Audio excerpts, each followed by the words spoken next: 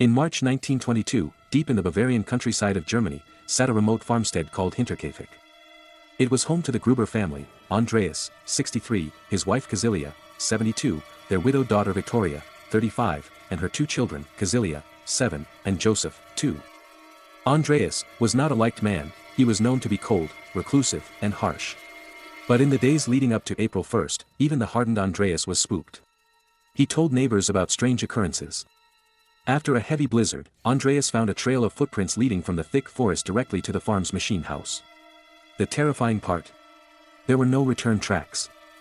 He found a strange newspaper on the porch that no one in the family had bought. Someone had attempted to pick the lock on the tool shed. At night, the family heard heavy, rhythmic pacing coming from the attic, right above their beds. When Andreas searched the attic, he found it empty. He didn't call the police. That was his final mistake. On the evening of March 31, 1922, a new maid named Maria Baumgartner arrived at the farm. She had been there for only a few hours when the trap was sprung. It is believed the killer lured the family out one by one. First Andreas, then his wife, then Victoria, and finally young Kazilia. They were led into the dark barn, where they were executed with a pickaxe, a mattock.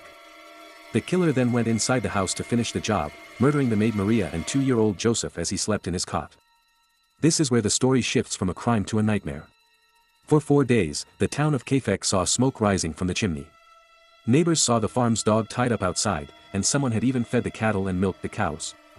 When the bodies were finally discovered on April 4th, the town realized the truth: the killer had lived with the corpses for an entire weekend.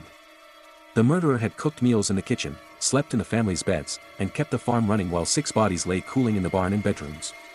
When police arrived, they found the beds still warm. The investigation was a disaster. Because the killer had cleaned up and stayed for days, most physical evidence was contaminated. The autopsy, it revealed a haunting detail: 7-year-old Kazilia didn't die instantly. She had survived for several hours in the barn, and in her state of shock and terror, she had pulled out tufts of her own hair while lying next to the bodies of her parents. Over 100 people were questioned.